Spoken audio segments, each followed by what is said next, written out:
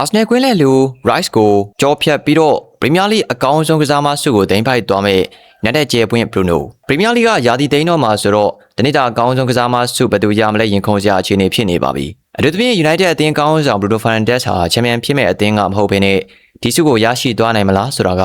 ပရိသတ်တွေကြားမှာပြောများဆုံးကိစ္စဖြစ်နေပါပြီတရားဒီမှာဘရူနိုက United ကန်ဝင်ကစားမဒေးဗစ်ဘက်ခန်1999-2000ရာသီမှာတင်ထားခဲ့တဲ့တရားဒီတွင်ဂိုးဖန်တီးမှု15ချိန်ဆိုတဲ့စံချိန်ကိုချိုးဖျက်လိုက်နိုင်ပါပြီပြီးခဲ့တဲ့ Aston Villa နဲ့ပွဲမှာဂိုးဖန်တီးမှု2ကြိမ်ထပ်လှုပ်ဆောင်ခဲ့တာကြောင့်အခုဆိုရင်တော့ဘရူနိုရဲ့ဖန်တီးပေးမှုက16ကြိမ်ထိရှိလာခဲ့တာပါ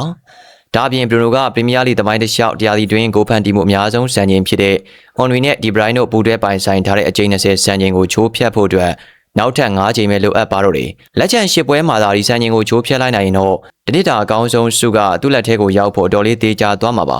ဘရူနိုကခြေစွမ်းပြနေပေမဲ့လည်းသူ့အတွက်ကြီးမားဆုံးအဟန်တာကတော့အာဆနယ်အသင်းရဲ့အောင်မြင်မှုဖြစ်ပါတယ်အခုချိန်မှာအာဆနယ်ကရာမှတ်90နဲ့ဇယားထိပ်မှာရောက်နေပြီးချန်ပီယံဖြစ်ဖို့အနည်းဆက်ဆုံးဖြစ်နေတာပါဒါကြောင့်မလို့အာဆနယ်ကအဓိကကွင်းလဲလို့ Declan Rice ကလည်းဒီဆုရရှိသွားဖို့ရေပန်းစားနေတာဖြစ်ပါတယ်တကယ်လို့အာဆနယ်သာချန်ပီယံဖြစ်လာခဲ့ရင်မဲပေးမဲ့သူတွေက Rice ကိုပဲဦးစားပေးဖို့များနေတာကဘရူနိုအတွက်စိုးရိမ်စရာဖြစ်ပါတယ်ဒါမဲ့လည်းပရီးမီးယားလိသမိုင်းမှာအသင်းကချန်ပီယံမဖြစ်ဘဲနဲ့တဦးချင်းခြေစွမ်းပြလုံးလို့ဆုရခဲ့တဲ့သူတွေအများကြီးရှိပါတယ်2012-13ရာသီတုန်းကစပါအသင်းအဆင့်5ပဲရခဲ့ပေမဲ့ဘေးကဆုရခဲ့တာဖြစ်ပါတယ်2013-14မှာလည်းလီဗာပူးတိုက်စစ်မှုဆာရက်စ်ကဂိုးသွင်းစံချိန်နေနဲ့ဆုရရှိခဲ့ပါတယ်2019-2020ရာသီမှာလည်းလီဗာပူးကချန်ပီယံဖြစ်ခဲ့ပေမဲ့ဒီဘရိုင်းကဂိုးဖန်တီးမှု20နဲ့စံချိန်တင်ခဲ့လို့ဆုရခဲ့ပါတယ်ဒါကြောင့်ဘရူနိုအနေနဲ့သာပရီးမီးယားလိရဲ့ဂိုးဖန်တီးမှုစံချိန်တစ်ကိုသာတင်နိုင်ခဲ့မယ်ဆိုရင်အာဆနယ်က Rice ချန်ပီယံဖြစ်ခဲ့ရင်တောင်မှဘရူနိုကဆုကိုရယူသွားနိုင်မယ့်အခွင့်အလမ်းအများကြီးရှိနေတာဖြစ်ပါတယ်ဘရူနိုအတွက်နောက်ထပ်အားသာချက်တစ်ခုကတော့ပရိသတ်ရဲ့အသေးအဆွဲဖြစ်နေတာပါပဲ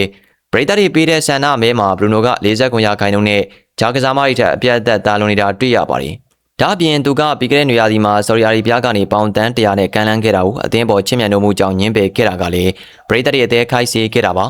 အနည်းချုပ်ရရင်တော့ဘရူနိုဖာနန်ဒက်စ်ဟာဒီရာသီမှာတဦးချင်းခြေစွမ်းရတတိလုံးမှာအကောင်းဆုံးဖြစ်နေတာညင်းလို့မရပါဘူးအာဆနယ်က Rice ဟာချန်ပီယံဆုရဲ့အရှိန်အဝါကြောင့်ရေပန်းစားနေပြီးမြဲဘရူနိုသာနောက်ထပ်ဂိုးဖန်တီးမှု9ချိန်လောက်ထပ်လုပ်ပြီးစံချိန်တစ်တင်နိုင်ခဲ့ရင်တော့သူကချန်ပီယံအသင်းကကစားမတွေကိုကြော်ဖြတ်ပြီးဒီနှစ်တာအကောင်းဆုံးကစားမဆုကိုထိုက်တန်နဲ့ရယူသွားနိုင်မှာလည်းဖြစ်ပါတယ်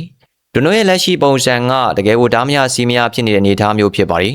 ဒါပြင် United ကလည်းအဆင့်3နဲ့ယာတီကုံပန်းဝင်သွားဖို့များနေပြီးတော့လက်ရှိချန်ပီယံလိဝင်ခွင့်တနေရာကိုအပိုင်ရရှိဖို့များနေတာဖြစ်ပါတယ်